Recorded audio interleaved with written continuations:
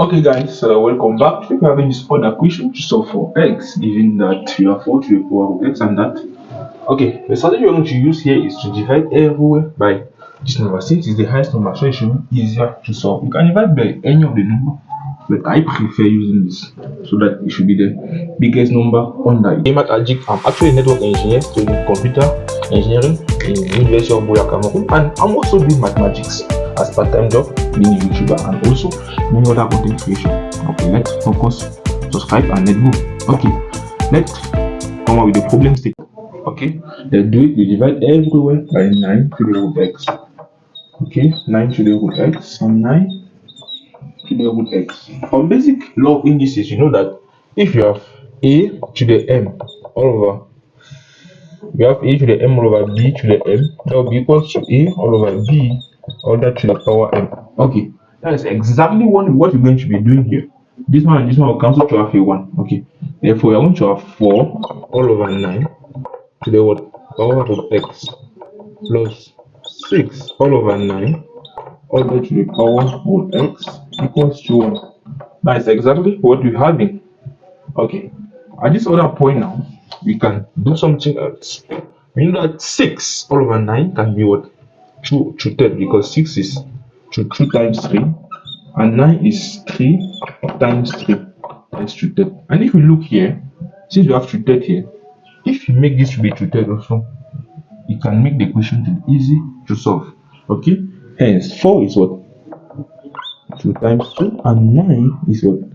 3 times 3. Hence we are going to have at this point 2 all over 3 all that square root x. Okay, that will be equals to what?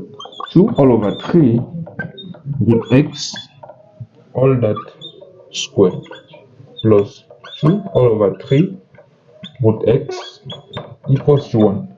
Then this is what we're having at this point. Hence here we can then say that what? Let's take root x, 2 all over root x equals to what? 2 all over 3 root x equals to y. Hence at this point I'm going to have y squared plus y equals to 1. That will be y squared plus y minus 1 equals to 0. We can use the quadratic formula to solve for x here. Do you know about that formula? Okay, yeah, I think about it. Therefore y is equals to what? Negative b, that will be 1, plus minus b squared 1 minus 4. What's a? 1. C minus 1, that is plus 4. Okay, is it that? Yeah, actually that is it. Hence you have the square root of this all over. Okay, so that is it. Yeah, okay, hence you're going to have 1 plus minus root 5 all over this man. Yeah, that is it. And 5 cannot be further simplified because a prime number from such cannot be simplified. Hence you can reflect that, and that's our answer to y. Hence, what's our main objective? To have the value of x.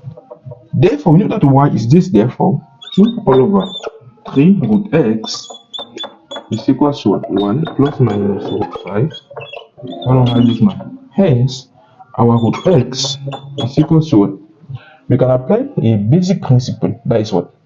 Principle of ln. We know that a to the n is equals to b. We want to find for n, we can put ln here and ln here. To have ln a to the n is equals to ln b. Therefore this can be expressed as ln n ln a is equals to ln b.